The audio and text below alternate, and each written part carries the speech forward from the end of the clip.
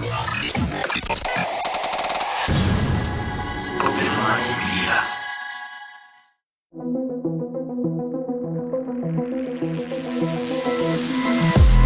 reality we live in can be a very strange place.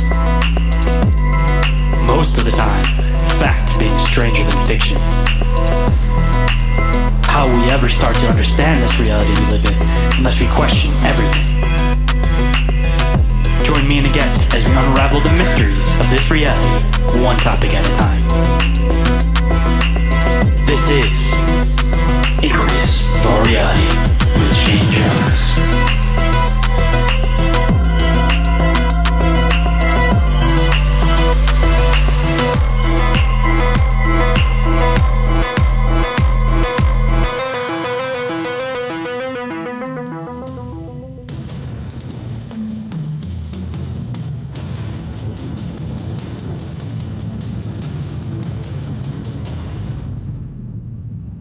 What is up, Inquirers, and welcome to the expanse of deep open-minded conversation. I'm the one they call Shane, and today for you guys, I have a fascinating episode diving into European paganism, some European folklore, and some awesome opinions from my brother over there in the Netherlands, diving into some of his ancestral stories as far as the heathen side of him goes. But I definitely think you guys are going to enjoy this conversation. A little bit of a mix-up from the stuff we've been doing lately, so always a good thing to get some new opinions and thoughts on the show, of course. But before we get into this awesome conversation, just a couple of quick news and updates mentioned on the last few episodes, but again, I'm going to keep throwing it out there for you guys. Got some brand new shirts over there on the Open Minds Media merch store, one of which is this awesome design with a Sasquatch and an alien hanging out around a campfire, sipping on a beer, smoking on a joint, having a lot of fun. No text or anything on it. I didn't really think that it needed it. I thought the design kind of spoke for itself, and I think you guys will definitely enjoy it. And the other design I got over there says Break the Mind Control, and it's got these cool marionette hands with a hypnotic spiral behind it, kind of faded into the background. So it's kind of subtle. I think you guys will definitely enjoy that design too. And hopefully if you guys pick up on these designs, I can keep working on stuff a little bit more in this field of thought as far as designs go, a little bit away from the podcast stuff and more based around the design stuff. I think you guys maybe will enjoy that a little bit more.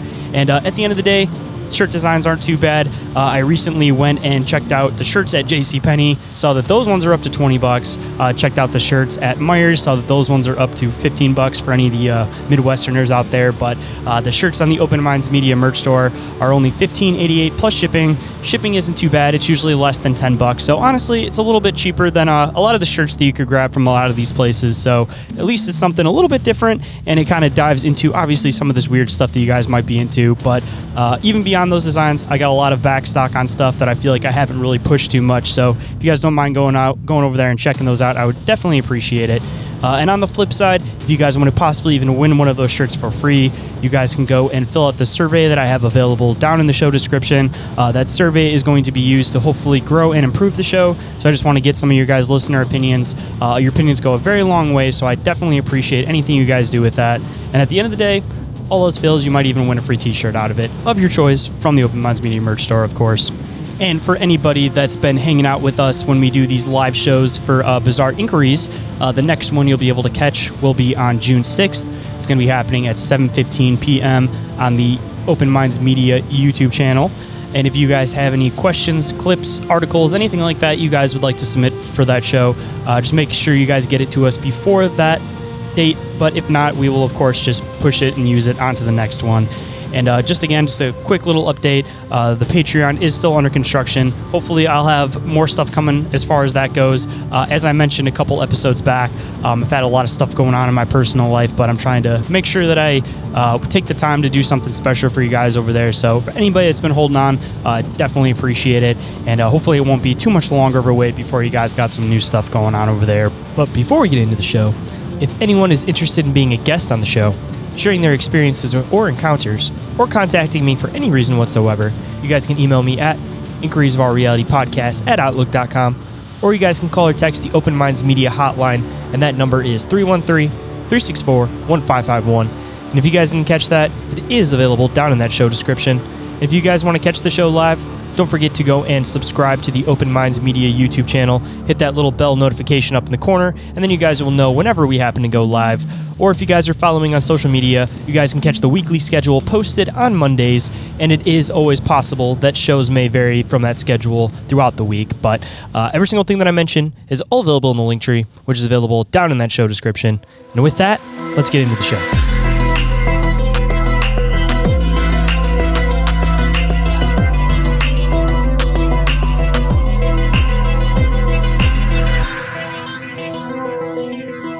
Please welcome to the show for his first appearance and hopefully the first of many more. Please welcome to the show, Stijn Fawkes from Tribe of Greyhorned Pagans. How's it going today, man?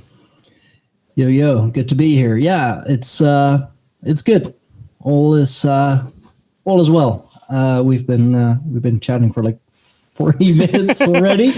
But yeah, no, glad to like now actually be here. We had to reschedule because of life things. What is it, like 3 times, or is this the third time? I think this is the third try, but that's because of like the time difference, like we were mentioning, like, the time that it's like middle of the night for you is the time I'm getting off work. So I'm just happy that we're able to find some kind of time to be able to do this.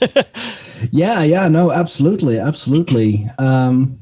Yeah, time difference. It's a bitch when you're, when you're trying to be a decent podcaster. Like it's at the moment of recording or streaming, it's like 1:40 a.m.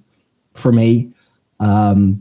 Then again, like I'm used to late nights. Luckily, I have the weekend off. I don't really have anything planned, so I can sleep in for as long as I like to.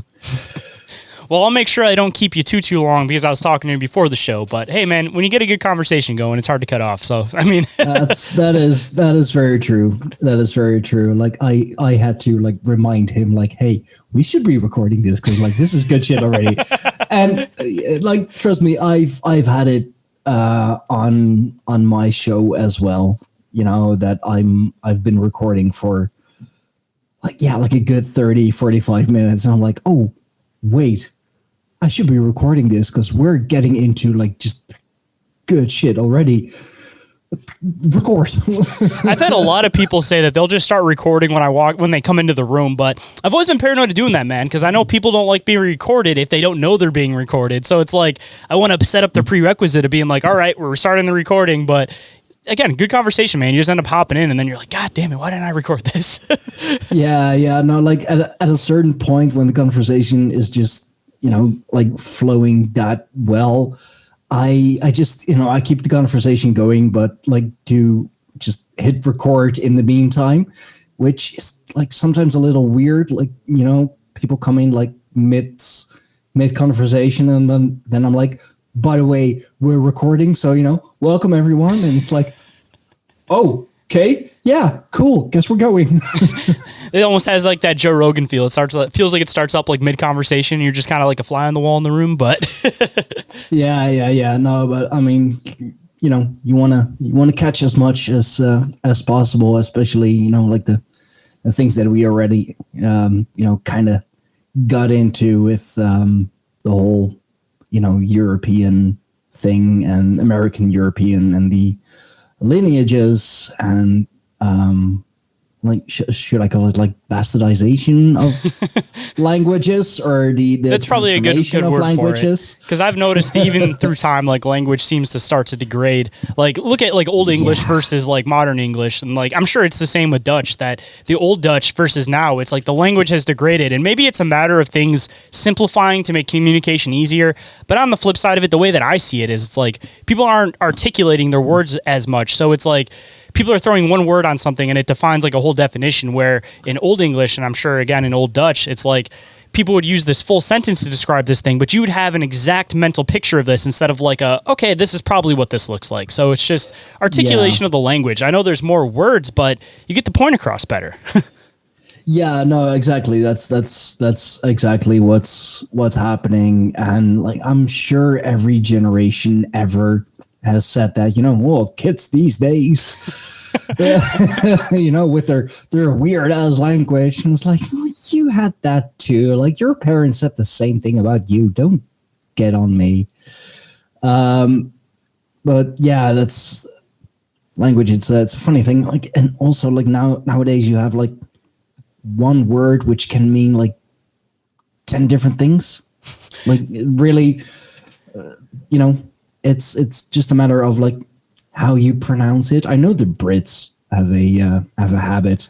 Oh my God, dude. That. Especially with American English versus like European English. It's like, dude, there's so many different words that are said completely different. Like we say garage. In the UK, they say garage, which probably makes more sense because it was a place for your carriage, but we've bastardized it into garage. And there's a bunch of words like that. Like, and it's like people communicating. It's like we're speaking the same language, but unless you're like hip to these words, like you watch stuff that's like English people speaking, like you're gone, you're lost. Like I've noticed that I listen to a lot of stuff that's like Australian humor and British humor just because I don't know, I just find the dry humor hilarious. But it's like I'll try to like show my friends like these podcasts of like these Australian guys and stuff, and it's like they have no idea what they're saying, and they say that it's like a really hard language to understand. It's like no, you just once you pick up the dialect, like it's all good. It's kind of like Jamaican when it comes to English. It's like if you don't know what you're dealing with, like yeah, it probably sounds really mushy and confusing. But as soon as you know what you're dealing with, it's like every word is completely fluent. But I mean, that's kind of a messed up thing that it shows how much division there is. That even within English language, like there's so many different dialects that people almost can't communicate to each other to a certain extent. Yeah, I mean, like even just the Americans and the Canadians, like even that's different. And like we're all making fun of each other, of course, like especially us Europeans are really making fun of the Americans. And I do apologize, but you're making it so easy. Trust me, coming from somebody that's inside of the US, all I can do is stand back and laugh at the majority of society nowadays. Like just society degrading as a whole, like all these political figures that have come, like we just look like a joke to most of the world, and I get it. Like, we just had this old guy that was running around, falling off stages, couldn't even get out a coherent sentence, and we're like, everybody respect us. It's like, how? Yeah, we're a superpower. Like, sure, Grandpa. Literally, that's exactly how most Americans felt. Like, trust me. Like, it got to the point now where it's like, I look past the government when it comes to the people, because the people and the government don't represent each other anymore. Maybe back in the day they did, but we're so far away and so far removed from our government systems that, like, prime example, like I was talking to you before the show that I'd listened to a lot of Russian music. It's like, obviously we have a lot of conflict between Americans and the Russians, but it's like, it's between the governments, man. Like if I talk to somebody from Russia right now, I guarantee you there's not going to be a conflict between us because it's not between us. It's between all the governments, and the governments are what ends up making all these different groups hate each other. It's not the people. If you get the people together, dude, people are people. Like they're going to find some kind of common ground. They're going to get along. People inherently don't want to fight. It's just, all right, I'm Big Daddy government, and I say this country's bad. All right, I'm from that country, so I guess I have to hate you now. And that seems to be how it goes for most people. Yeah, no, that's absolutely true. And, especially with the Netherlands being the melting pot that it is, which started... You guys are the America of Europe, as much as you probably hate hearing that. I mean, we're making it work a lot better, though. Yeah, because the melting pot ain't working so good no more here. We got a lot of conflict. No, it's pretty, pretty molten by now. Molten, whatever. But yeah, like we, of course, the Dutch, like we've been colonizers too. We like even made deals with the English. Like New York used to be New Amsterdam. We traded it for the Suriname or Dutch Guinea. Hell of a trade. Like, anyway, with the power of hindsight, hell of a trade. We could have had New York, but we got the Suriname. At least you got something out of the deal, I guess. You wouldn't want New York nowadays. Trust me. Like, I wouldn't want New York. I would never even step foot in New York. But like, imagine with like European efficiency, like Dutch efficiency, kind of, the German efficiency. Imagine what we could have made New York into. I mean, the way it sounds from most people that I've talked to from New York, it's like you have the city and then you have the rest of the state. And the rest of the state hates the city and wishes that they could just cut it off and kick it off, because everybody I've talked to that's from like northern New York, they're pretty much like, yeah, we've turned into like the garbage depot for the city. Like, we supply all this power, we do all this farming, we do all of this stuff. It all gets sent down to the city. And then what do we get back? All of these garbage trucks coming up to put everything in landfills. So it's like, even within New York, everybody outside of the city is like, yeah, that city's a nuisance and they don't represent us, because the rest of New York is all beautiful scenery, lakes, rivers, like a lot of forest, like it's beautiful, but the city garbage gets pushed up into that. Like, I mean, that's, I guess, inevitable, but Yeah, no, absolutely. But you know, the Netherlands, like we are such a melting pot, and like I think that all really kind of kicked off with the like, first of all, the independence of Indonesia. And then, like, we got a lot of those people to come here to, you know, work in the factories. You know, never like really teaching them the language, and like, you know, having them stay in their own little neighborhoods. But hey, you know, cheap labor. But you know, we're making it work a lot better, and because we're surrounded by people from just about everywhere, because the Netherlands, like, it's, you know, it's clean. We're a sober folk. We have, for like such a small country as we are, 18 million people, and that's like including immigrants. We have like this pretty deep, rich history, which, you know, you can see, well, everywhere, like in the bigger cities and the smaller towns. But you know, we're used to having to deal with, you know, different cultures. You know, like in, well, let's say just like one row of houses, like in every other house, another nationality can live. You know, like I said before, I work at the penitentiary. There's a lot of construction going on.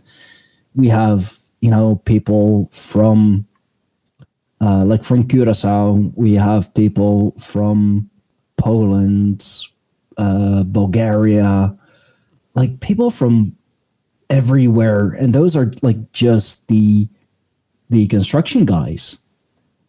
So we're so used to it, and like, yeah, all Europeans, and we don't, like, nobody hates each other. I mean, there's one group that we don't really like, but that's because they're making a downright mess of it.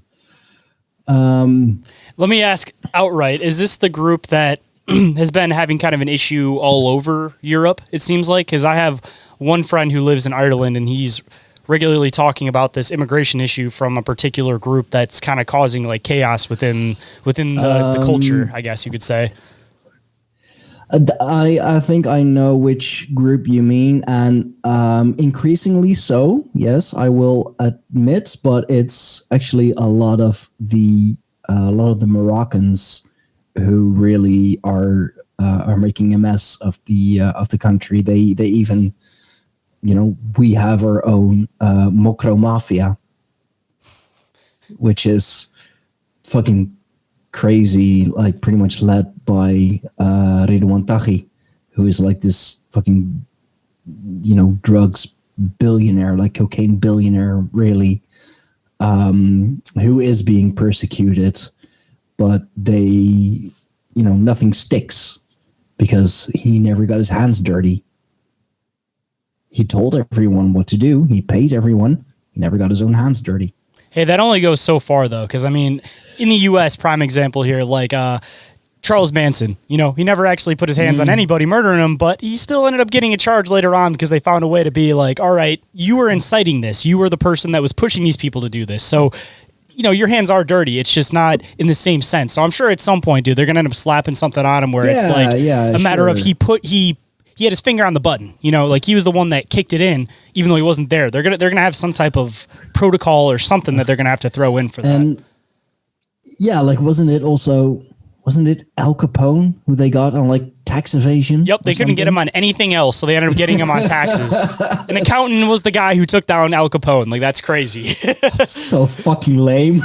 Like, you're such a big gangster and doing stuff that the government like refused to do or should have done, and then like some lame ass accountant gets you. Hold on tight, guys. We'll be right back after this brief commercial break. But in the meantime, don't forget to follow Inquiries of Our Reality on Instagram and Facebook. And don't forget to check out Open Minds Media on YouTube and TikTok. I'd love to hear from you guys, so feel free to leave a comment or spark up a conversation. I love getting to know you guys.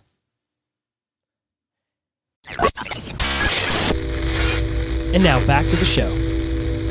Dude, there's a lot of like misconstrued conspiracy with like Al Capone though, because it's like everybody has this idea of him being this like brutal gangster, which I'm sure was definitely the case.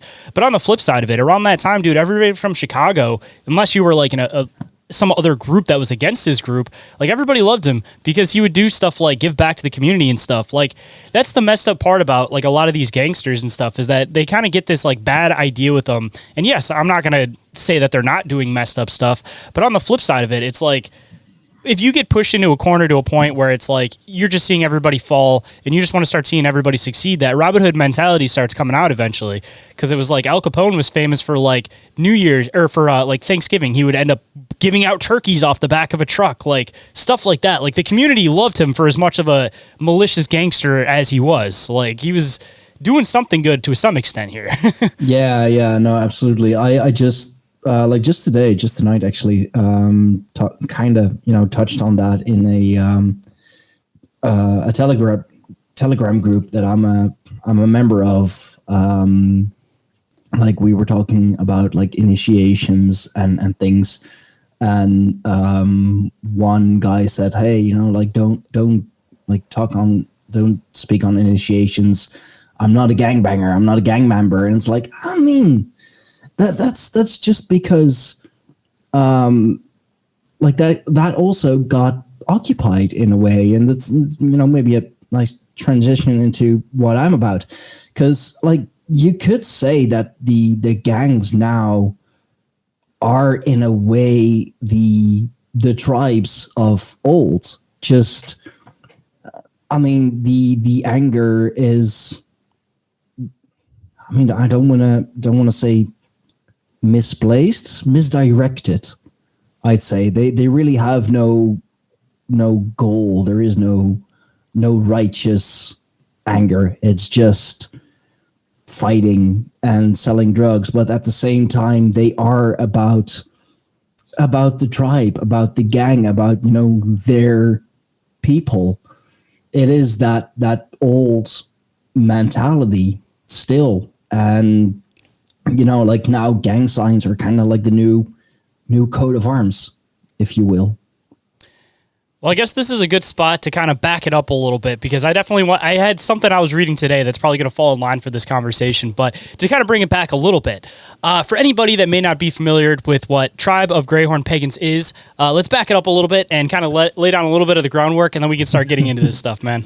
Yeah, no, for sure. I mean, Tribe of the Greyhorn Pagans, I started that with my wife a good, I want to say like 5 years ago. Now, I came onto the pagan path in my early 20s.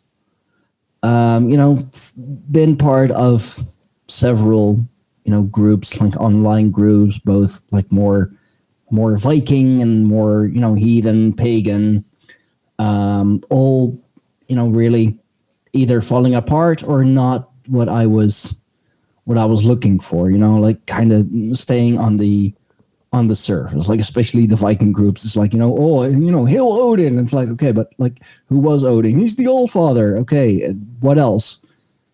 Hill Odin. It's like, yeah, okay. You got no response. You just keep repeating yourself. yeah, pretty much. And then, a lot of the, like one pagan group in particular, I learned a lot there. But they were so incredibly focused on just, golden age Vikingry, just those few hundred years. And I was like, I want to go deeper. I want to go further back. I want to go to, like, who were the ancestors of our ancestors, like Indo-European times and Hyperboreans and fucking all of that. They wouldn't let me. So I was like, after years of different groups and communities, I was just like, you know what? I'm just going to do this myself. Like, I'm so tired of, trying to find a new group and then starting over and kind of working my way up, kind of making a name for myself, and then start from scratch again. And that's when, together with my wife, we started the Tribe of the Grey Pagans. We took all the lessons we learned, all the mistakes that we saw, and we were like, you know what, we're gonna learn from this. We're gonna create a group. We're gonna create a tribe that is, pagan in name, but we're open for everyone, really. If you can be just like interested in, what's it all about. You can be, someone who's been walking the path for generations. Like, I don't care if you're, if you're new to all of this, or like you're a fifth generation pagan, you can trace your heritage back to, whatever King, Jarl, Carl, whoever, like, just everyone who is interested or walking some kind of spiritual path is absolutely welcome to join us. And what we do is just open discussions about everything. Also just, place to hang out, because that's, it's also necessary, of course. And also, the main thing is really trying to figure out, like, how can we implement the old ways into these new times, because everyone is always talking about, the time of our ancestors, and great, and we should definitely, look at those times and learn from them. But hey, guys, newsflash, it's 2025, not 1025. We can't do a lot of those things anymore. Rules, laws, different times.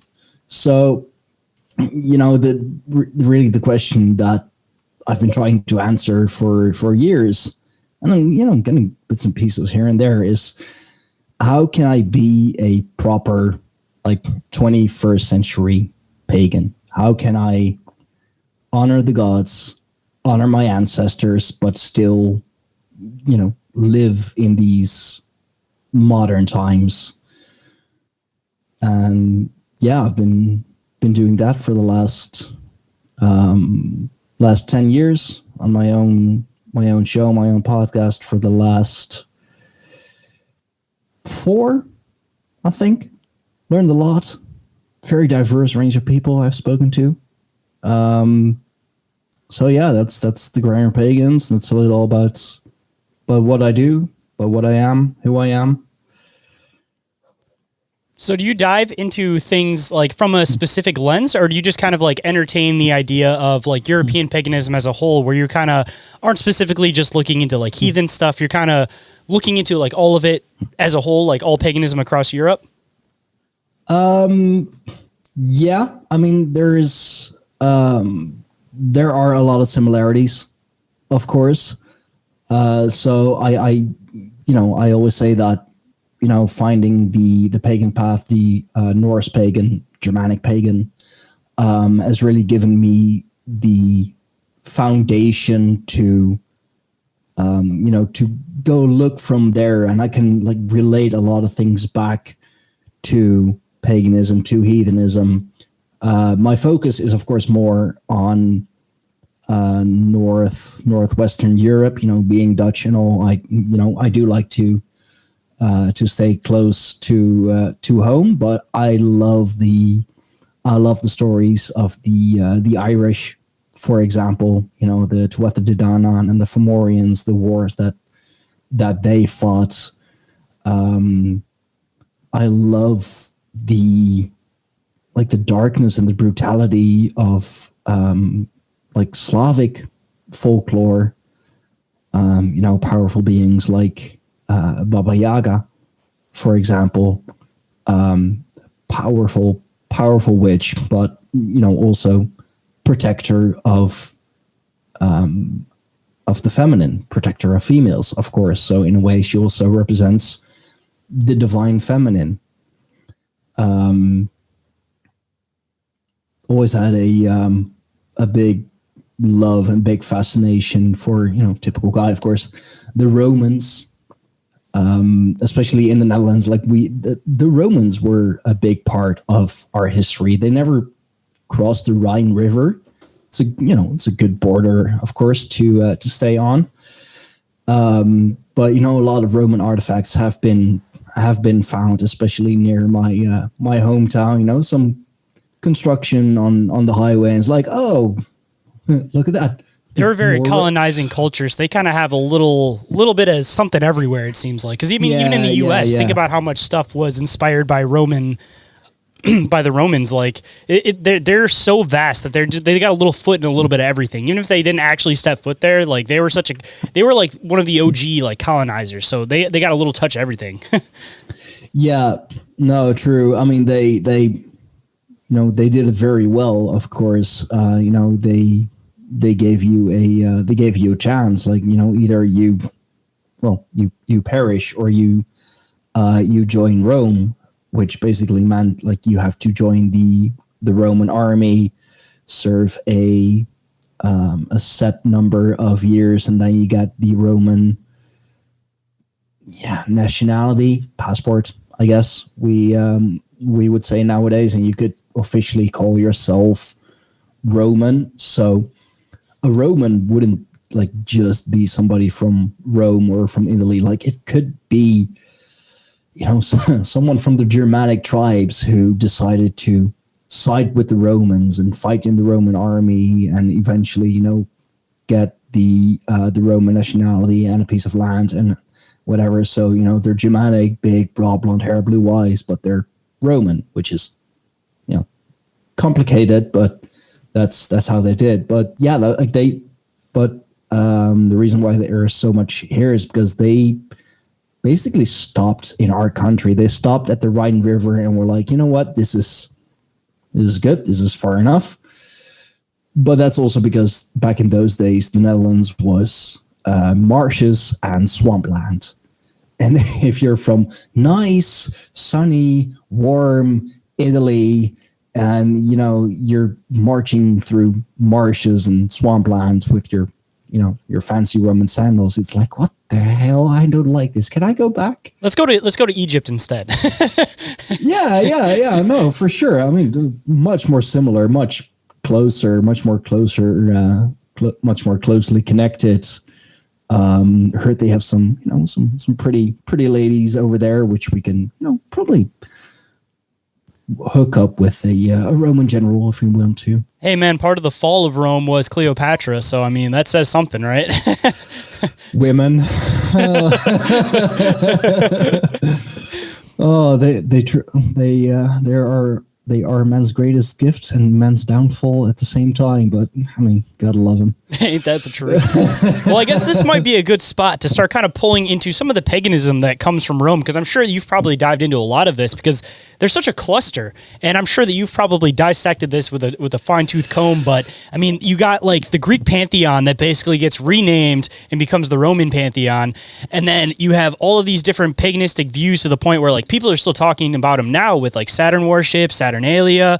Then all of a sudden there's this quick change and it becomes, Rome, like the Christian city. And then now, or not Rome, but the Catholic city. And now you have, the Vatican and everything in the area. Like there was such like a hard left turn that they were like the pagans that everybody's still talking about now and all the stuff that they were doing. And then hard right turn. And now they're like associated with the Catholics, like really hard flip. Catholicism in its core is still pretty pagan.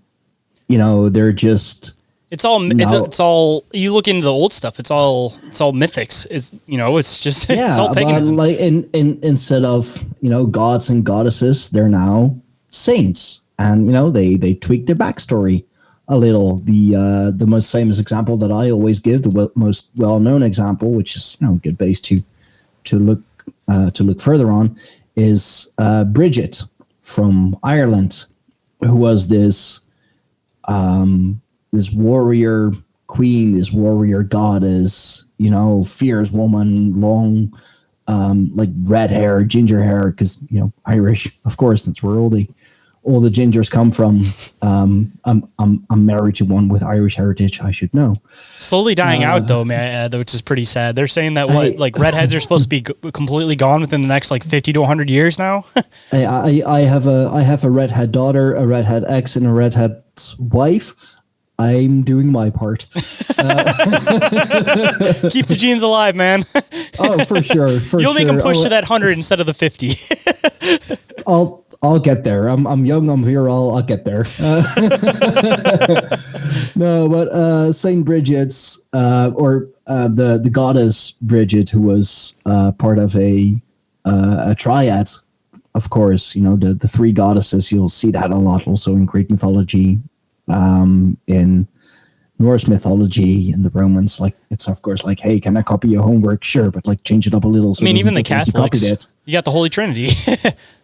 Yeah, which is the most basic pagan concept there is. It's the three Norns, the three weavers of fate. They're pretty much the same, but with different names in Greek mythology. But what was once the goddess Bridget is now Saint Bridget. And now, instead of, this fierce warrior goddess from Ireland, now she was somehow involved with the birth of Christ in the Middle East. Okay, sure. It's quite a ways travel, especially in those days. So yeah, that they pretty much wholesale copied her and changed up her backstory. And they did that with so many other things. That's why, a good friend of mine, we always joke with each other. It's Catholicism is basically pagan. Just admit you're pagan. I mean, paganism is basically, Catholicism. Just convert already. And it's well, I mean, guess we're both right, but both also wrong, because in Catholicism you still have that warrior spirit. The warrior Christ, if you will, is still kind of alive in Catholicism. He is the Lion of Judah, of course, but then again, way down to its core, Christ is just another solar archetype. Yeah, the sun god. It's the thing that you see universally. Hold on tight, guys. We'll be right back after this brief commercial break. And now back to the show. I've seen this, I don't remember who it was exactly, but it was this breakdown that was basically representing the sun god through every single religion. They're basically saying that this Jesus character exists everywhere. And of course, there's two points of looking at that. It's either copied homework or all these people are talking about the same people. It's just coming from different perspectives and contexts. Yeah, I mean that's also kind of where you get into the Jungian archetypes, of course. In Norse mythology, Germanic mythology, we have the god Balder, who is said to be the most beautiful one of all, and his story in Nordic mythology is pretty much or a lot like the story of Persephone in Greek mythology, both, being absolutely gorgeous, but sent to hell. In the case for Norse mythology, it would be hell, but with a single L, not double L. That's a Christian thing. In Greek mythology, that would be Hades, and Hades is the realm, not the god. But in Norse mythology, the difference is that he was killed technically by his brother Hodor, but set up by Loki, of course, the trickster god. Because who else? Like, it's kind of a meme in Norse mythology. Is like, oh, shit's going down. Loki. Wasn't he the one that at some point during like the pantheon or whatever you want to call it, he turned into some other animal and had like relations with an animal and then like birthed like a child of like that was like an animal child or something? Yeah. That's actually one of my favorite stories. It's such a fucked up story. Well, there's also one with Thor where he dresses up as like a woman in order to trick one of like the ice gods or the ice giants or something, too, the frost giants. because Troll King. That's what it was. Yep. Because Mjolnir got stolen. And it was together with Loki that he actually dressed up and like was presented as a bride to the Troll King. And like every time when I'm telling that story, when I'm reading that story, like I'm picturing Thor, this just big, burly, like big ass power beard lifter. Too. Yeah, like in this beautiful wedding dress, and then Loki having to keep making apologies for him. Because, of course, like, he doesn't drink beer by the can or the glass, like he drinks it by the tankard. He's like, I swear he's a woman. And the Troll King's like, oh, yeah, she's beautiful for a troll. Like, I mean, like, at a certain point, like, the Troll King does get kind of suspicious because, his beautiful bride-to-be is basically inhaling like 3 whole salmons. It's not the beard, it's the food. That's what tricks him, right? Yeah. And then Loki is just like, oh no, that's just nerves, Your Highness. Like, your bride is just nervous. Like, this is nervous eating. And Troll King's like, oh, okay. And it's such a wonderful story, and like every time I'm just like picturing, like I said, Thor is just mighty god, like the strongest of all the gods. Like, just imagine this big powerlifter, bodybuilder dude in just wedding dress, like beard. And it would have almost made more sense for Loki to do it, and then he could have been like, oh yeah, but oh, he was in a dress as well. Like, yeah, he was Thor's maiden. So, yeah, Thor and Loki in a dress. Okay. Well, I guess a good one to throw in, too, just because I don't think I've actually told this story on the show before. If you want to throw in the one about Loki having relations and having an animal child, I mean, that inevitably leads to the downfall of the entire heathen pantheon. So, I mean, like, that's a good story to get into. Those are other children of Loki. Those are actually his own children that he got with the giantess Angerboda. But yeah, the story of Loki and his child. Oh dear. So no, it's one of my favorite stories, but it's such a messed up one. The gods, like, there's always an imminent threat of like giants, ice giants, and trolls who want to invade Asgard. The realm of the gods, the kingdom of the gods, because like, why wouldn't you? It's a beautiful place. Of course, you want to overthrow the gods and claim your own. So they thought it was a good idea to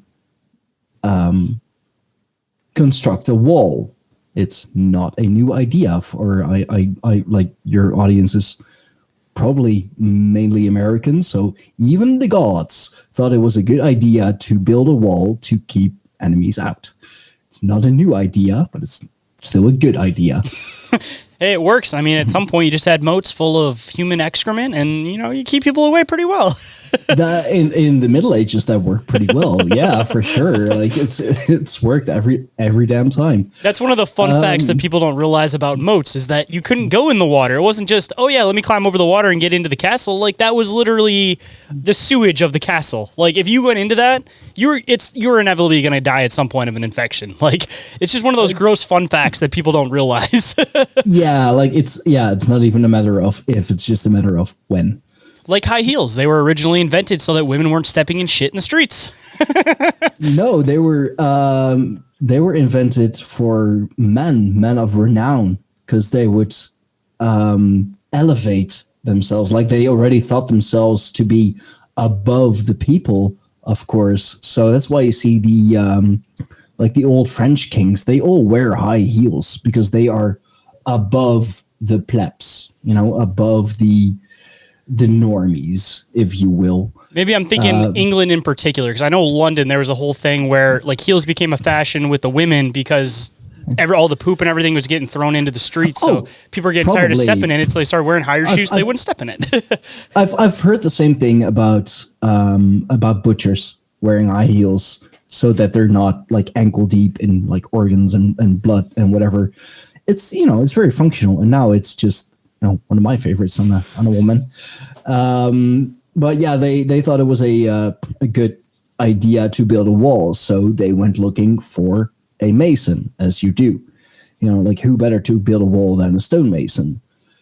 And Loki said like, "Hey, I know a guy. He'll help you." Brought over the stonemason, and he said like, "Yeah, I mean, come on, you're the gods of Asgard. You're the kings of Asgard. Of course, I'll build your wall. On one condition, though. When I finished it, like I don't need like any gold payment or whatever. I want Freya's hand in marriage," which is a very common thing. That's also like a thread through so many of the stories. But then again, like why wouldn't you want Freya's hand in marriage? Like she's a very beautiful and very powerful goddess, head of the Vanir tribe. So yeah, of course you want that. And the gods were like, no, sorry. Like, yes, we want that wall built, but we're not going to give you Freya. So of course, they were going into deliberation and everything, because it's like, I mean, like we really need this wall. Like the threat is, right on our doorstep. And he is the best there is. Like we know he is the best mason in all the realms. Fuck, what are we gonna do? You know what? We're just gonna set a specific time limit. Like this unreasonable time limit. I believe it was three winters, I believe. To build a wall around a entire realm. Even for a master stonemason, that's still a hell of a job. So, the mason said, yeah, I can do that. Better keep your promise, though. Yeah, no, sure, of course, on advice of Loki, because he said like, there's no way he's gonna finish that. Like, Freya, don't you worry, you're safe. There's no way he's gonna finish that. Well, he ate those words, because he couldn't like use any outside help. They said like, you're going to have to do this alone in this amount of time. And he was like, okay, but then can I at least get my horse to, help me, get the stones from the quarry, which is like way over there. Like the stone quarry was so incredibly far away, also on purpose, of course, to, delay him as much as possible. So the gods were like, yeah, I mean, the horse, sure. Well, like, what's the worst that can happen? Well, and like after a while, the stonemason, he was making good progress.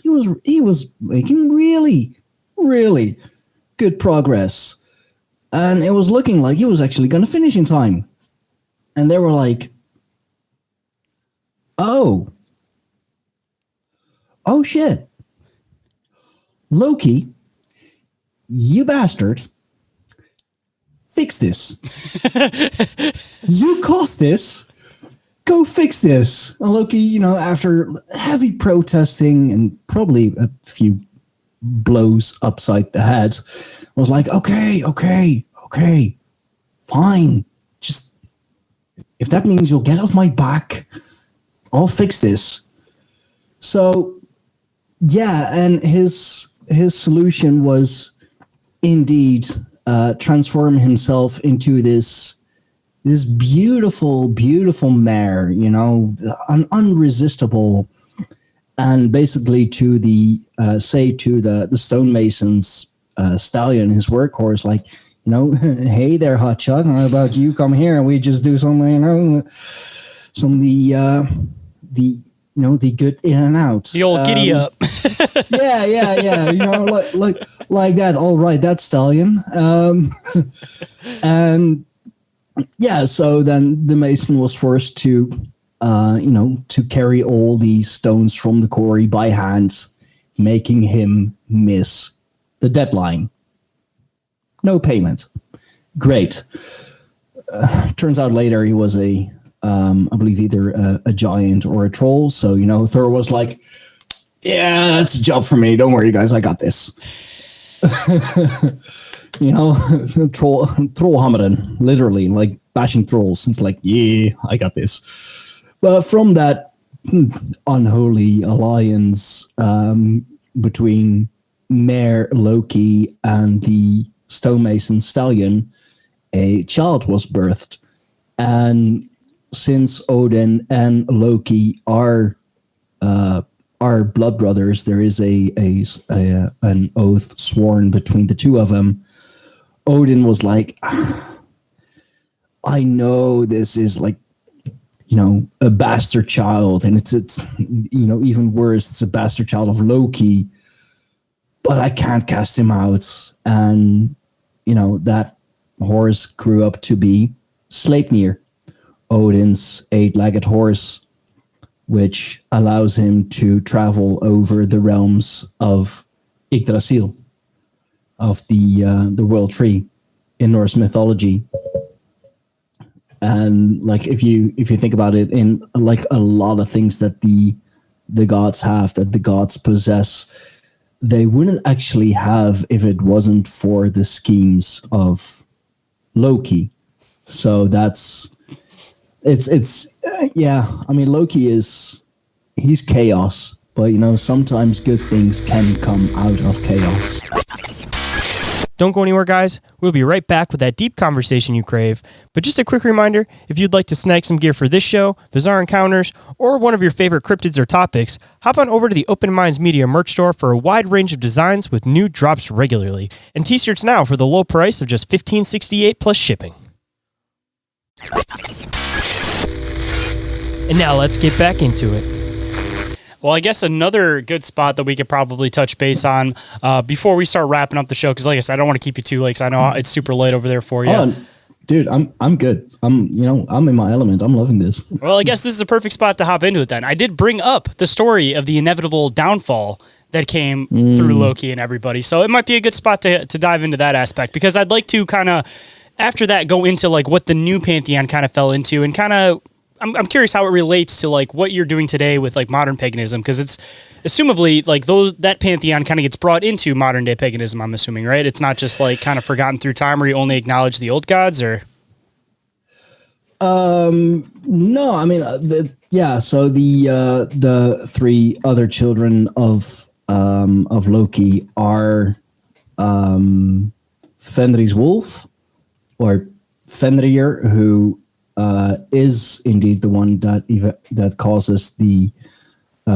downfall of the Aesir tribe. Was that the one that there was the whole thing about chaining him up, but somebody had to put their arm in his mouth?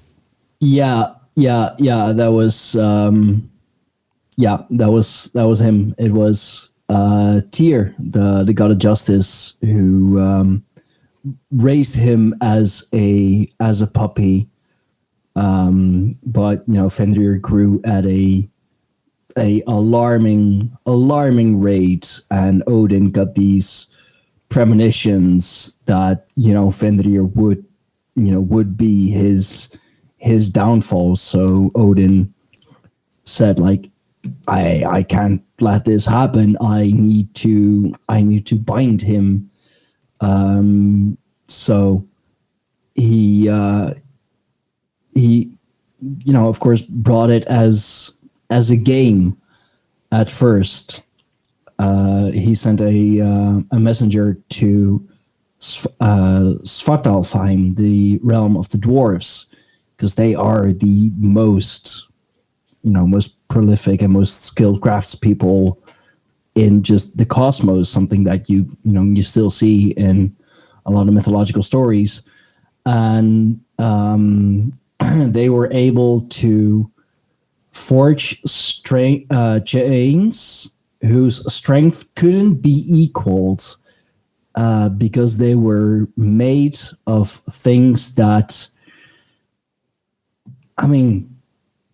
basically don't exist in some way. They were wrought from the sound of a cat's footsteps, the beard of a woman, the roots of mountains, the breath of a fish, and the spittle of a bird. So, yeah, chains like that, you're not going to break, because those chains, the material that they're made from, it quite literally doesn't exist. So how do you break something that doesn't exist? But, Fenris was onto Odin, because he was like, yeah, I know you guys. I've seen what you do. I'm not gonna let myself be tricked. But in the case that I do get tricked, I'm gonna need something in return. There's gonna have to be some punishment. And Tyr took it upon himself to be or to place his hand into the mouth of Fenris wolf and said to him, hey, I raised you from puppy. I fucking love you. I would never let anything happen to you. I would never let you be tricked. But in case you are, you have my full permission to bite off my hand. And that's unfortunately exactly what happened. Was he aware of that at the time coming in, that he was going to lose a hand, or was he also kind of tricked by this idea? No, he knew about the trickery. He knew that. So he knew he was going to lose a hand at the end of this. Then he knew he was gonna. He wasn't. Not necessarily lose a hand, but he knew that he was gonna have to be the one to take the fall in some way. And the most ironic part of this whole story is that it is actually the binding of Fenrir that made him swear to take vengeance upon Odin. And then when he eventually came free during Ragnarok, it all happened as Odin had foreseen. So if Odin hadn't acted on that vision, hadn't acted on that premonition, it wouldn't have come true. That's one of the messed up things about the whole idea of premonitions, is that people will try to do whatever they can to try to offset them, not realizing that most of the time that offset that you try to do is what ends up kicking it into action. Yeah. If you just would have left it alone, you would have been fine. Yeah, it's a very natural reaction, I guess, from, apparently both gods and humans alike. If you know something's going to happen, you're going to, try your hardest to stop it. But, as the stories teach us, by doing that, you're making it happen. And Loki had other children as well. One of them being another monster, if you guess, Jormungandr, the world snake, the one who Thor will battle during Ragnarok and eventually will succumb to, and Hel, or Hela, who is eventually placed as the guardian of Helheim, of the underworld. Just out of curiosity, what does that last one look like? Like, what's the description? Half. So like half just, especially in her face, it's very noticeable. She's half, normal looking, just, regular, goddess, regular, I don't know, like, and then the other half is rotten. See, I was kind of curious if it was going to end up being dog-like, because I was curious if it's like, usually it seems like the Guardians of Hell always have these like dog-like physiques, like even going into like the Egyptians with like Anubis and everything. I was curious if she's going to have some kind of dog physique to see if this was like a commonplace thing. There is a guardian, but that's not from Helheim. Not sure what realm that was. It's in the story of Odin, how he attained his wisdom. I believe he had to pass a giant dog-like creature to go somewhere to attain like more knowledge. I'm not sure about that, but I do believe there is a dog-like guardian, just not to the underworld. I was really hoping that it would fall into place, because that's, again, one of those things we're kind of talked about earlier. But not to diverge too much from the story, because I'd love to get into like Ragnarok, because I like I said, I haven't actually gotten to talk about it on the show, so perfect timing. Ragnarok, the end of the world, the apocalypse, the end times. I've done. That's actually how I started my show, how I kicked off my podcast, with hours and hours of live discussions on the comparison between Ragnarok, the apocalypse, and like the end of times in the Bible, because there is so much in common, and like every nation's people has their own like end of the world stories. But it starts by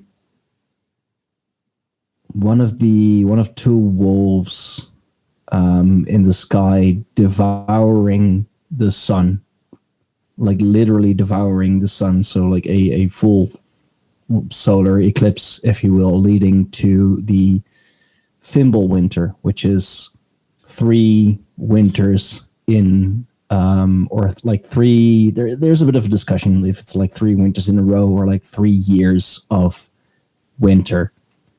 In any case, like it's 3 winters long, no spring, no summer, nothing in between.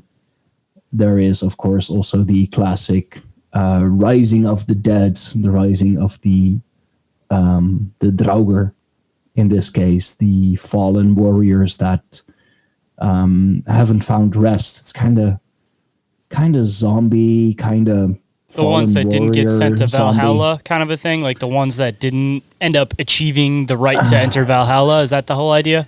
Yeah, kind of. It's like you could say that the warriors who died a dishonorable death, or like a regular death, if you will. And it's funny, everyone always like thinks that Valhalla was the place to be. Valhalla is second choice. Second choice. Oh, yeah, it was the realm of Freya's Hall. She got first pick. She and her Valkyries got first pick over the fallen warriors to go to her hall. The name escapes me at the moment, and it's also Freya who taught Odin Cider, a female type of magic, which Odin got incredibly ridiculed for. Of course, another lesson for all the all the guys watching, even Odin, the All Father, wasn't afraid to get in touch with his feminine side. He needed it. He needed to have that knowledge, have that wisdom to complete himself as the All Father, as the grand wizard that he is, as the powerful magician that he is. It's the duality aspect that I talk about this regularly on the show, that in order to actually completely understand everything you're doing, you have to understand both sides of it. So if you're trying to learn magic as a whole, you need to learn all aspects of it, not just one aspect. Same with a lot of people. They want to dive into the light, but they don't want to dive into the dark, realizing that the dark is going to make it so the light makes more sense and also help you so you can defend yourself against the dark because you now understand it. But everybody has the mentality of, I'm set in stone, this is what I'm doing. Like, learn as much as you possibly can, because you never know when it's going to end up coming back into play at some point. Exactly. And Odin took that as far as he could. He did nasty things. But, to him, the ends justified the means, and the end was to attain ultimate wisdom. He gave up an eye to be able to read runes, if I'm remember that correctly. He did give up an eye, indeed. But that was not to be able to read the runes. Those are two separate events. He gave up an eye to, and through that in the lake. Not sure about the names, like so many Norse Scandinavian names. Well, I'm glad you can at least dissect it a little bit for me. Difficult. Yeah, but he did that in order to attain the vision of the future and the past. So by sacrificing his eye, he attains the power to have those premonitions. It's how he got the power of foresight and hindsight. The runes. It's funny, on my my Patreon, I'm currently reading the Night Sight of the Runes. It's a really awesome book. Been doing a lot more on the runes lately, but he hung himself on a windswept tree for 9 days and 9 nights, wounded by his own spear, and eventually at the bottom of the Yggdrasil he saw the runes and learned to understand them. Because that was another language from some other race, if I'm not mixing that up too. It's been a hot minute since I've dived into like the Norse stuff, so I'm glad that you're able to kind of divide this stuff up and you get what I'm kind of hitting at. But it probably is. I'm not sure if that is specified in the stories. I'm sure it is. It's been a while since I've read all the stories. I'm doing so much with other stuff as well. But yeah, the runes are they are magic. They are these magical symbols that also have their own meaning later. Also, of course, just used as a script, but they are magical symbols first and foremost, and very powerful magic at that, and no magic to be messed with, because if you're implementing it wrong, bad things can happen. I just read in Night Out of the Runes, I read a part about how a wise man, he was called to the bed of a very, very sick, very ailing farmer's daughter. And he tried to find out, like, okay, what's happening? And under her pillow, he found runes carved, like a piece of wood with runes carved into it from another farmer's boy who was trying to use the runes as a typical man love spell. but he used the wrong runes. So instead of making the runes making her fall in love with him, they made her incredibly sick and ailing and not able to do anything really. So what the wise man, the local magician, if you will, did is he like scratched out, let's say, the runes of the boy, and wrote his own in there, like wrote the right ones in there. And like pretty much as soon as he did that, she got better and came back to life, really. And of course the farmer's boy got a good earful about how he shouldn't mess with something that he doesn't understand, and he doesn't understand the power of. Hold that thought. We'll be back in a flash. But if you don't like hearing the ads, then I have a solution for you. You can get ad-free and early access to this show and Bizarre Encounters with Shayn Orin on the Open Minds Media Patreon for just $1 a month. That's less than the price of a bag of chips, and it's a great way to support the show and all the hard work behind it.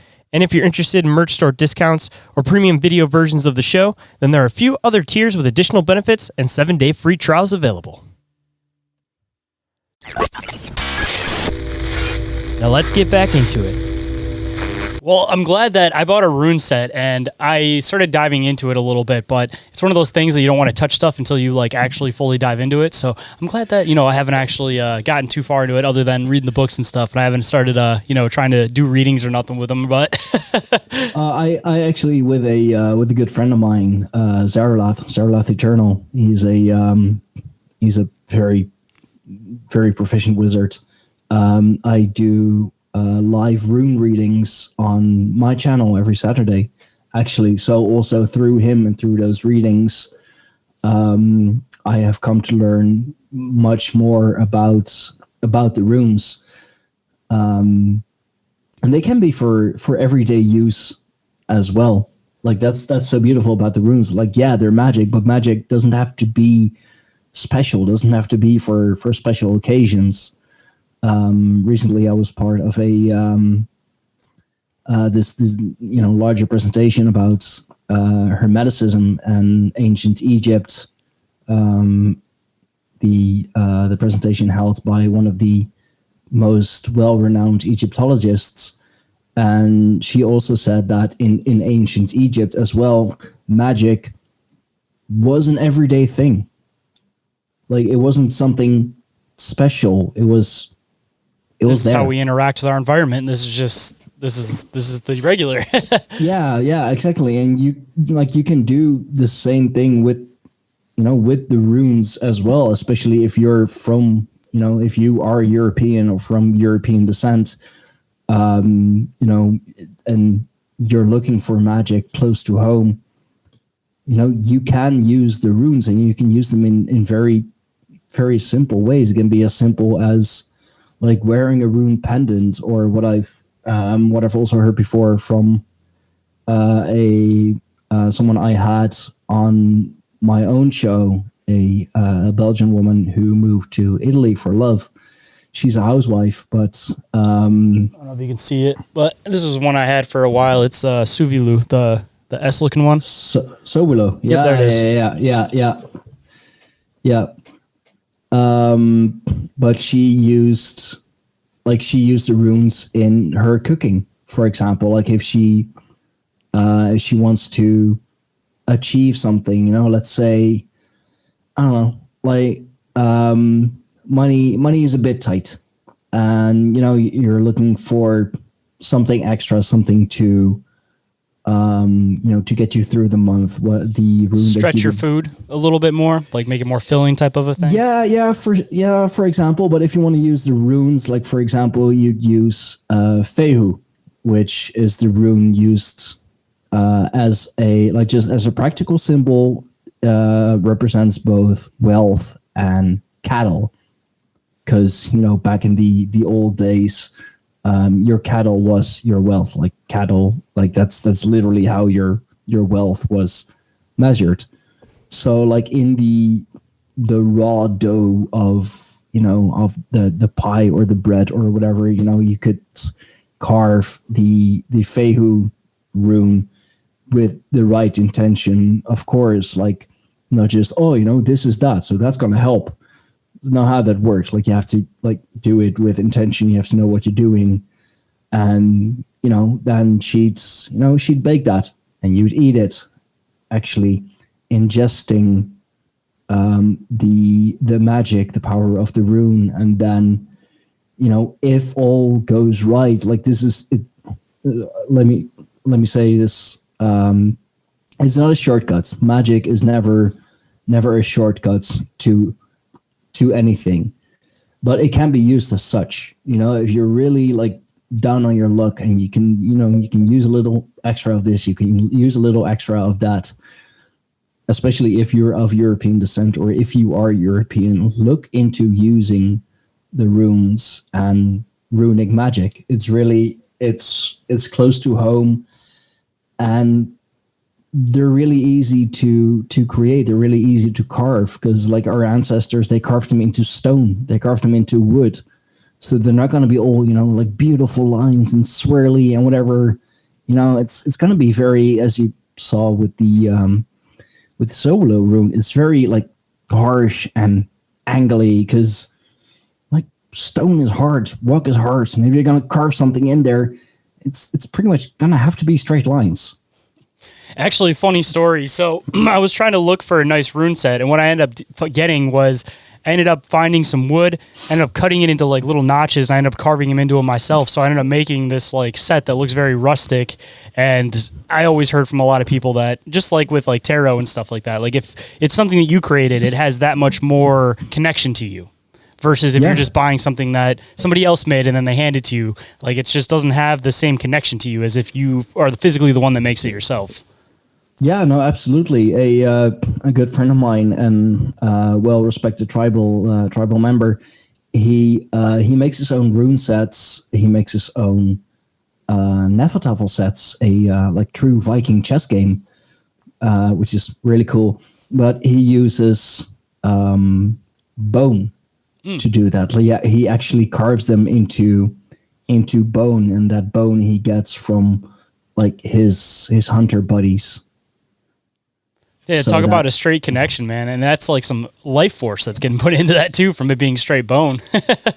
Yeah, no, absolutely. And also, very much like respecting nature, using every part of the animal so that nothing, is wasted, nothing gets lost. Like his hunter buddies get, the meats and the skin or pelt and the organs, and he gets the antlers and bones that he can use for his rune sets.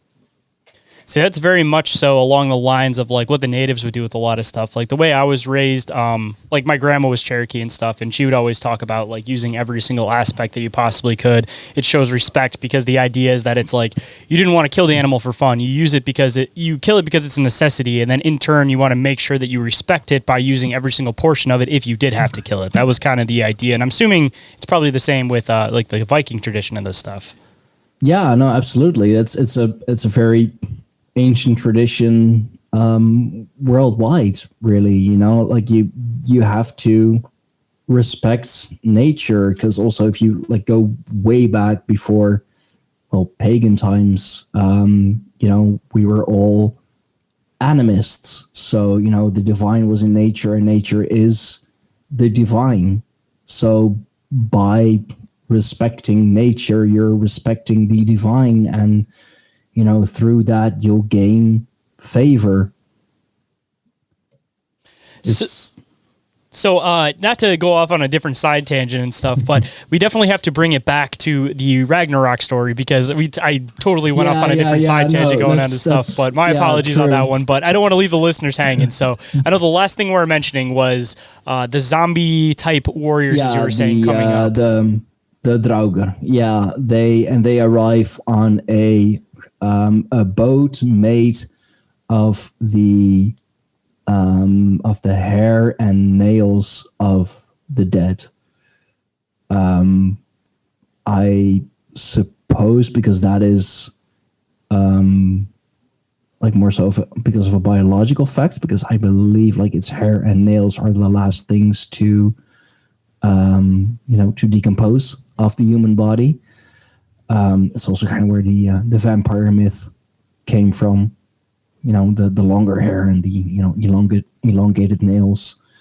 I'm not sure about the whole set of events, but just a lot of bad stuff happening. Surtur getting released a primordial fire giant, and I believe it is Tiwas who ends up fighting him, also both perishing. Like in the end, none of the gods survive. Like it's just complete destruction overall. But then in no, I believe it's the two sons of Odin who survive, and in two trees, which kind of comes full circle, they find the new humans, if you will, and the full circle moment is because it was Odin and his brothers Vili and Ve, the triple V, Votan, Vili, Ve. They carved the first humans out of a ash tree and an oak tree, I think, Usk and Embla, and they gave us life. They breathed life into us. It was Odin who gave us the breath of life, who gave us the gift of perception.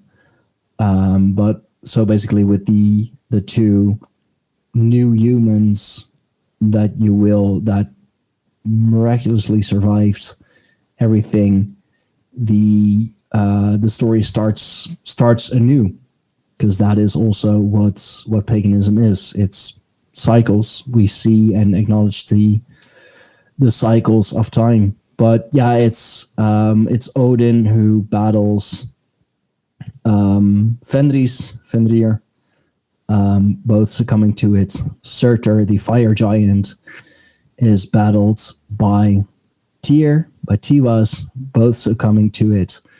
It is Thor who fights Jormungandr. Jormungandr gets slain first, but he manages to poison Thor, and Thor got 9 steps in. Again, with the 9's number, you'll see a lot. He got 9 steps in before he, eventually collapsed from the poison. Pretty much none of the Valkyries live the entirety of Valhalla, and Folkvanger, that was the hall of Freya, are emptied to fight this this army of giants and the undead and the natural enemies of the gods, and it is just complete all-out destruction. But really starting all kicking off with the sun being devoured, followed by Fimbulwinter, like three winters, 3 years of winter. See, that would almost make sense. That would make the most sense to me, at least, with like the whole eclipse aspect happening, like the 3 years of constant winter. But I mean, when it comes to I guess this recycling of life and everything, when everything restarts. So that would have been when the humans started actually coming around. So during the original stories, there wasn't humans around at that time. Is that kind of how the chronological order of things kind of goes, or were humans around while the pantheon was still active and doing their thing? There were Midgard, the realm of humans, did exist. It was actually or is actually Thor, who is the protector of Midgard. Like he had a special place in his heart for humans and humankind. There's just something about us that he's like, I don't know what it is, but I these humans, I fucking love them, and I'm gonna do everything in my power to protect them. And that's why it's why a lot of us pretty much, like you see a lot of Norse pagan, almost every Norse pagan, we wear the hammer. I have one right here, actually. Yeah. It's because I mean Thor is like, as a god, he is one of the easier ones to connect with, and he is our protector, literally. Funny story, I actually got that as a gift from somebody who says that they're a heathen. So that was kind of funny that was exactly what they gave me as a gift, was a pendant of the Thor's hammer. It makes sense. It absolutely makes sense. You know, like I said, Thor is our protector, so it is a token of protection as well, a token of strength, because Mjolnir, it is such a incredibly powerful weapon, and Thor is already the strongest of all the gods, and Mjolnir only elevates that strength. Hold that thought. Increase of our reality will be right back after this brief commercial break. And now let's dive back in. So another kind of obviously it seems like there's still a big role as far as like, I guess you could say like the OG gods, but when it comes to like this new era of gods after Ragnarok happens, are like these guys acknowledged in like modern paganism, or do they kind of fall into, because I don't really hear too much with these guys. Anytime we're talking about heathenism or anything, it always goes back to like the old gods. I don't really see much reference to these new gods. That's what I was kind of trying to bring it full circle with, to see if this kind of plays into somewhat of like the modern paganism, or like where their role is exactly. I mean, to my knowledge, we don't really have any texts of what happens after Ragnarok, because that is the end of everything that we know. Unfortunately, a lot of our history is lost. A lot of our stories are lost, but that is because it's always been a oral tradition. We never wrote things down. So once the storytellers are lost, the stories are lost as well. A lot of what we do know is because of the sagas that have been written down over time. Most of what we know, of course, being from the Prose Edda and the Poetic Edda, which were both written down well into the let's say the Christian part of the Viking Age. So from I believe 1000 AD onwards, by Snorri Sturluson, who was a Christian monk. But he wrote all of our stories down, so there is still some debate going on within pagan circles. Like, how do we know that those stories are the actual stories?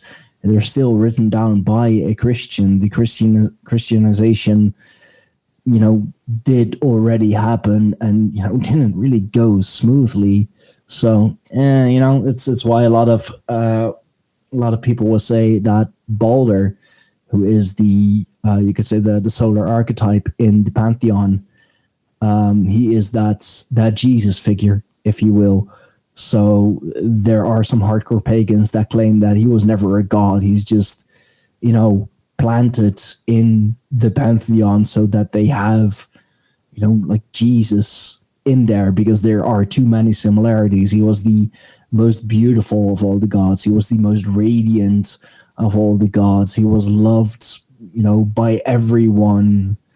And eventually, like, yeah, was killed and brought back. And it really sounds like a story that, that we all know from around the same time period, like 1,000 years earlier.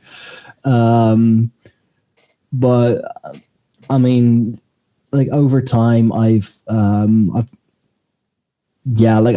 to accept that, you have solar archetypes everywhere. Like I said, the Jungian archetypes, they are everywhere. And I don't believe that Balder was like Jesus in disguise in the Northern Pantheon. Well, I guess this might be something that we can kind of start wrapping up on, but I want to kind of know where you kind of mentioned that it was somewhat tumultuous, of course, where there was this transition over from the Vikings. I mean, there's still a mix. Like there's still like the Christian aspect to it, but on the other side, there's still a lot of the heathenism involved. But like for anybody that may not be familiar with the history, of course, like the Vikings were completely famous for basically going into these like Catholic monasteries, these Christian monasteries, and basically just completely raiding everything, taking all the gold and everything. So there was a very hard line between the Vikings and the Christians. That's the Hollywood version, though. It's not. I mean, yeah, that is what happens, of course, but they weren't as brutal as most of the stories make them out to be. Like they had a sense of honor, they were, and I say that a lot of times about myself, like I'm a heathen, I'm not a barbarian. You know what's funny though is that it's like watching stuff from history. Obviously history is completely skewed, but at least from like the context that I've seen, and this is coming from like multiple shows coming from like England, for example, like America, just talking about history in general, and it always portrays it that way. And again, it's like a hard stop where that everything isn't quite as it appears, but regardless, you can read between the lines, and that there was this hard battle between like the two, that they just did not mix. It was oil and water, clearly. Yeah, no, exactly. I mean, yeah, raids happened, definitely. Other countries, other tribes were invaded. Yes, but it was a matter of fighting over resources, fighting over land, fighting over political power within the tribes.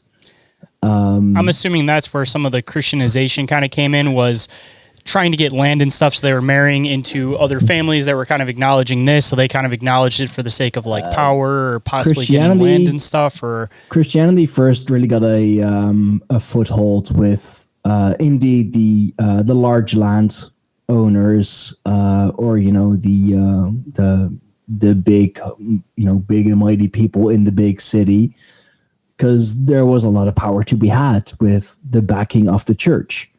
I mean, the church back then was already, pretty powerful, and they, have and had back then, like their private army and, pretty much the whole Roman army to their disposal. So it was like, hey, like we know you want this. Like, yeah, of course you're going to want more land. Of course you're going to want more of this, more of that. We can make that happen, if you will. Like, we can guarantee it. All you have to do is just, convert, join us. And it's like, huh. So all I have to do is become a Christian, and I'll be even richer, have even more land. You, sir, have got yourself a deal. I'm assuming that this kind of falls in with some of the stories of the Duke of Normandy, aka Rollo, with his whole he wanted the land, he wanted the princess, so he inevitably kind of converted over just so that he could get all the power and control from there. And I don't know if he was the first one to do it, but was he like one of the first that kind of started this happening, or the most acknowledged, maybe? He was definitely one of the major players. Yeah, but it was a lot of the large landowners, a lot of the jarls and the carls, who are like the dukes in the in England. They're like of the same status. They were the tribal leaders. They were the ones who held the most power. So if you have an even powerful entity or person or whatever it is in the Catholic Church or Roman Catholic Church backing you and making you all these guarantees, yeah, of course you're going to join them. It's a matter of good business, really. But the funny thing is, they then of course demanded all their citizens to convert as well, and they were all like, yeah, okay, cool, whatever, guess we're Christians now. Was it one of those things like a lot of cultures where that comes in, but they still kind of hide what they're actually doing, like under the religion in a way? Like you see that in like Mexico and stuff, for example. There was no hiding. Like people were illiterate. They couldn't read. They couldn't write. 90% of them were farmers. So they couldn't read. They couldn't write. They were told about this, this Jesus figure. And it's like, I mean, yeah, sounds like a great dude. Sounds like a powerful dude. I don't see anything wrong with it. Yeah, cool. We'll believe in him. But they also still, did their offerings to Thor. They did their offerings to Odin. They did their offerings to Freya, because that is what they believed in. Like they had no idea that they were like supposed to, believe in like just Jesus and just God. So they're just adding another one in. Like, all right, yeah, sure, another one we got to acknowledge, no problem. yeah, no, exactly. Like from the stories, of the Bible, like the original stories, like, yeah, he sounds like a great guy. He sounds like a very, very wise man. Yeah, cool. Well, we'll take him in. He's just another one that, that can help us, I guess, in times of need. So I don't see any problem with it. But then, of course, later on, it was like, wait, wait, what? Like, you guys are still practicing the old faith? No, what do you do? No, we're Christians. That's not what we do. I was like, well, yeah, we're Christians. But, hail Thor. I totally misunderstood the dynamic of what I was supposed to do in the situation. You guys should have explained it a bit better. Yeah, exactly. Like they had no idea. It's just, their tribal leader, their leader said like, "Hey, we're Christians now." It's like, okay, cool. Whatever that means. Yeah, like I don't know, this Jesus figure and God, like, yeah, we know about the gods and this Jesus figure. I mean, sounds pretty cool. Yeah. Okay. We're Christian now. Cool. I have a farm that needs, that's taken care of. Mind if I go? Like they had no idea. They had no idea what was happening. Like I said, like 99% of people were illiterate. They didn't know how to read or write. So like you have this, this fancy and beautiful Bible and whatever, and they couldn't read a word of it. And then some holy man comes into their town and starts preaching about, Jesus and God. And they're like, yeah, cool. Sounds great. God, we have a few of those. We know that. Jesus, I mean, from the stories, sounds like a shaman. We we got that one too. Yeah, cool. I mean, talking about the perspective too, I'm assuming that like it was one of those things where like each god kind of got their own temple. It wasn't like just one universal temple for like all the gods. So no, it was one universal temple. No. You're right. Like each god had their own. See, so that kind of plays into it more. That if they're already like, all right, this place is for this guy, this place is for this guy, and then these Christian people come and they're like, all right, this is the building. They're probably just acknowledging it as, all right, here's another building for this guy. Because I'm like trying to understand their perspective at the time, and like acknowledging it as another god. If you already had all these single establishments meant for each individual god's worship, it would make sense that if this new one pops up, it's just another one. Like, because I don't think a lot of people actually put themselves in the shoes of trying to like understand the context of like what the average person was like thinking at the time as these things were starting to pop up. No, I mean, a god was a god, and what those Christians, those men from those faraway lands, like they called it a church. That's where they worship their gods. Yeah. Okay, like we do that too. I mean, yeah, they had temples, of course, but that was more for they were used for the larger celebrations because the gods, like, you worship them in nature. Like if you want to worship Thor, for example, like you go to the woods because he is very much associated with oak trees. Like oak is, of course, like the strongest and most hardened of all the trees. So yeah, that's Thor. So if we, really want to honor him, we're gonna go into the woods. If we want to honor Freya, we love our woman. If we want to honor Odin, we're gonna go to battle. And the church, yeah, it's just another temple where those Christians honor and worship their god. Yeah, nothing wrong with that. Just another one. Weird side question. Were the Viking ships made out of oak by chance? Because I'm curious if they also had that established, like, all right, this is Thor, he's the strongest, like, we should make our ships of this. Was it particular that they, like, made the ships out of oak by chance? Oh, that's a good one, actually. I don't think so. I think that would have been too heavy and would have taken too long to carve. Like if you're gonna go on boats, like whether it's for like longer distances, you want something light. Like it is all manpower, and with the very like heavy, sturdy wood, if you're gonna have to like move that across the water, move that across the ocean by just manpower, that's some heavy shit. And it's gonna take a hell of a long time to produce one boat, let alone several. So I think they would have chosen a lighter, perhaps more flexible more flexible kind of wood. Actually, weirdly enough, I just looked this up, and it does say that they supposedly used oak, but they said they had to make it into planks. They couldn't use the solid piece.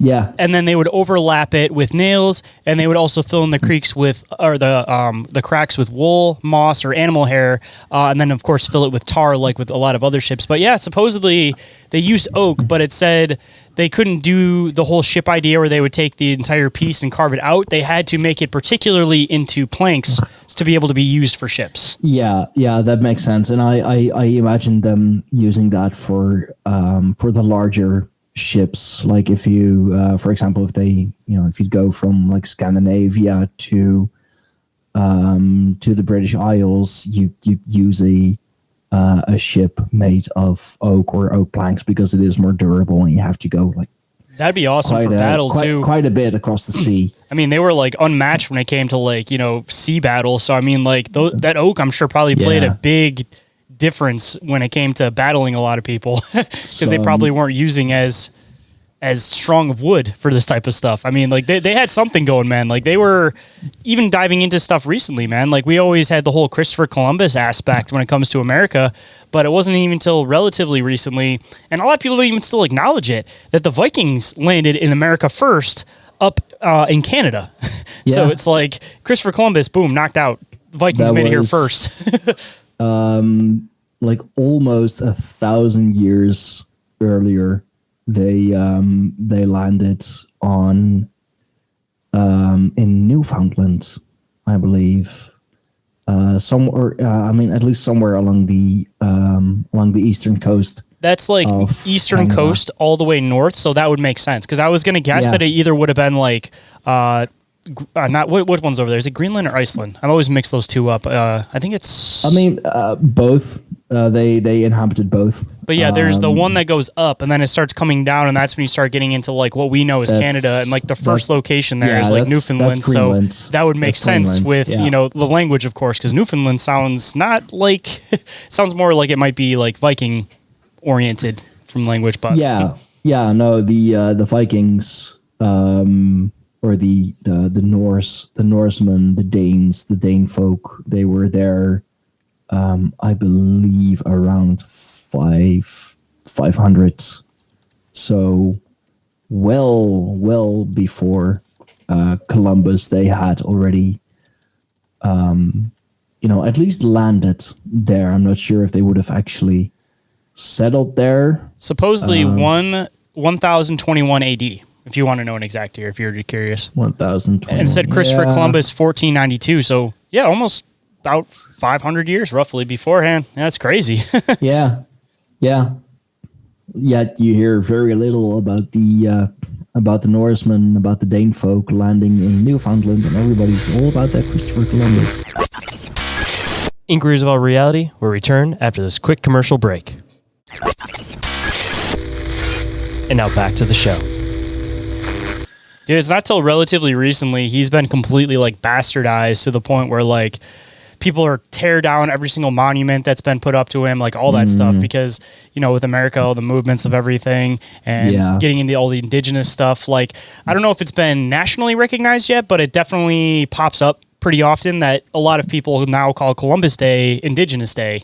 And it's been like a slow conversion over where I'm sure in like 10, 20 years, dude, nobody's even going to know Columbus Day is Columbus Day. It's just going to be Indigenous Day. Yeah. And like, speaking of conversion, kind of going back to the Christianization of Northern Europe, the church had some tricky stuff up their sleeve as well. I mean, you'd almost think that Loki gave them those ideas because they are dastardly. Never trust Loki is the moral of the story that I've gotten. Pretty much, yeah. Unless you want chaos, don't trust Loki. I mean, sometimes good things can come out of chaos. Hey, I mean, Odin got a horse out of it that he was able to travel different dimensions. He got a spear out of it. Thor got his hammer out of it, albeit with a shortened handle. But if it wasn't for a dare by Loki, the dwarves never would have started, making Mjolnir. So that's Loki is such a beautiful dual aspect about him. But just if he says he has a plan, know that it's probably not going to go according to plan. There's going to be some kind of weird divergence in there. Yeah. And hopefully at the worst, Loki has to deal with it and he's the one who has to turn into a horse and distract another horse. They're going to make him deal with it. But I mean, then again, like Loki is clever too. Like that's another story. Like I believe it was with the crafting of, I believe it was Gungnir, Odin's spear. The dwarves were so incredibly pissed at Loki, and so they wanted to chop off his head because Loki said like, no, I'm not gonna meddle. I'm not gonna meddle in your business. Totally gonna meddle in your business. But when I do, you can have my head. So the dwarves were like, okay, there's the chopping block. Go ahead. I said you can have my head. I never said anything about my neck. So the dwarves were like, fuck, he's right. But we're still pissed. We're just gonna sew your mouth shut. Then at least you can't say stupid things anymore. Which is not a bad idea to do with Loki.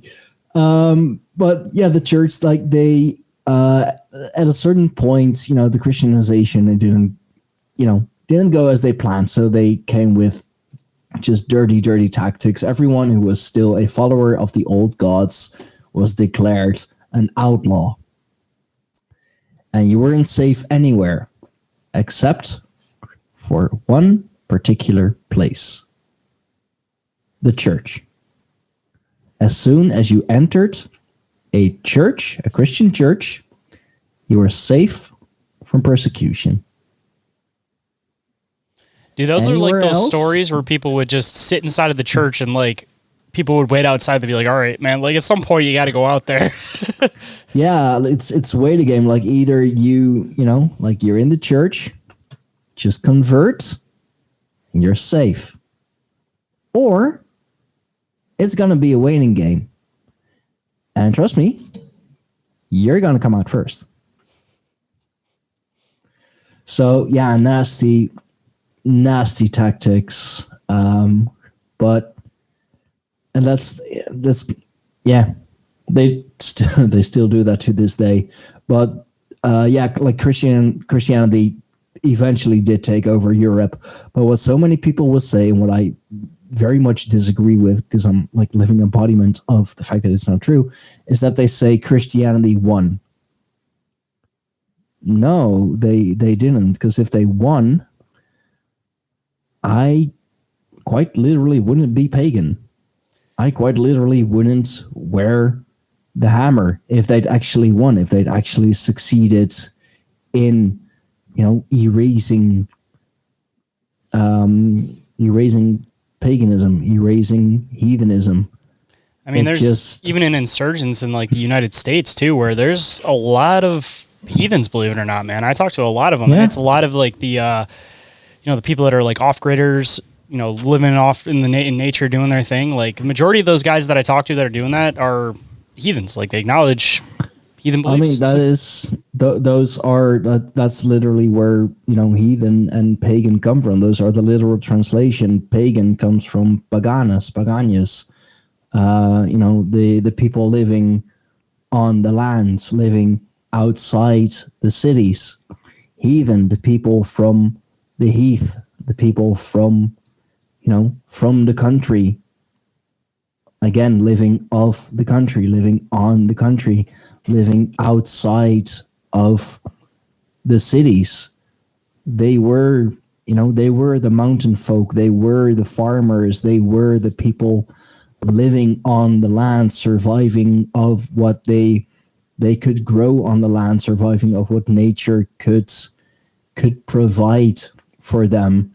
So, I mean, really, as a pagan, as a heathen, going off grid is one of the most pagan things that you can do. It is the most, as a pagan, as a heathen, you could say it is like the most authentic way of living, because that's how 99% of our ancestors lived. I mean, regardless of beliefs, man, it's the way to live anyways. I mean, yeah, for sure. That's still a goal of mine to eventually be able to live self-sustainably, preferably off grid, or then at the very least with the least amount of government intervention as possible. See, I don't know how it is over in the Netherlands, but at least in the United States, it's like technically illegal to completely live off grid. Like you have to have one type of connection to like modern society, meaning that like, one of the people I'm thinking of in mind, he has to have some type of like a power hookup or some type of hookup to be acknowledged that it's like a legal house, like blah, blah, blah, blah, blah. So basically what he does is he has everything running where he has his own power. He has everything running all on its own, but he has one power hookup that goes to a light that he has that's basically at the end of his driveway so that he can live off grid legally without having trouble from the government. So he has no power running to his house, just one light in the front of his driveway so that he can remain there illegally and not have any issues with anybody showing up and telling me he can't be there. That's very clever. That is very, very clever. I mean, unfortunately, the Netherlands itself as a country is just too small to really live off grid. We're too small and too densely populated for it. Stay tuned, guys. This is our last break. But if you enjoyed the show and you think I deserve it, then please leave a review or rating for this show on iTunes, Spotify, or any other podcatcher you happen to use. Your continued support is what makes this show possible, and your opinions go a long way to help the show grow and improve. So thank you. Now feel free to skip past these ads so we can get back to the show.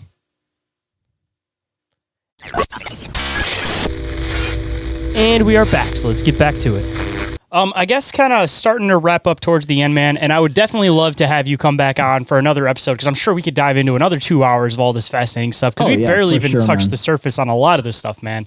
But I always like to end the show with some words of wisdom. So if there was any words of wisdom that you might want to bestow on the listeners today, man, what might it be? Stay curious.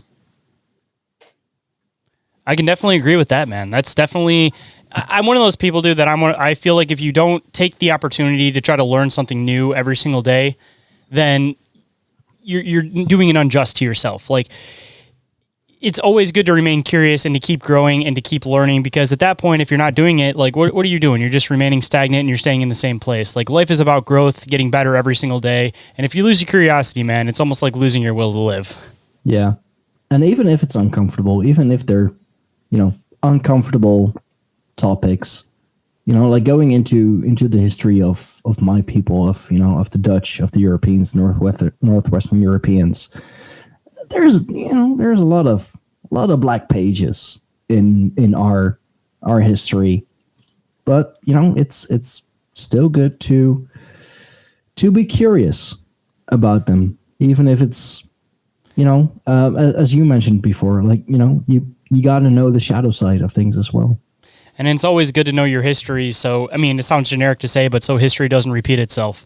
Even if it is bad history, it's good that you know it, because then the same things won't inevitably end up happening again in the future, because you can at least be aware of it and hopefully try to prevent that happening again. Or if they do, how it'll go and you know what to do. Ain't that the truth? Pattern recognition, man. That's half the battle of being in this field, and in all fairness, man. Yeah, no, it very much is. It very much is. And if anybody wanted to come and find your website, come and find you on the internet, listen to your podcast, possibly even check out those rune readings and stuff that you do, man, where can people find all of your work, and where can people find you across the internet, man? Or even if people might have some questions about paganism. Yeah, for sure. No, our main website is www.greyhornpagans.com. That is Grey, Grey.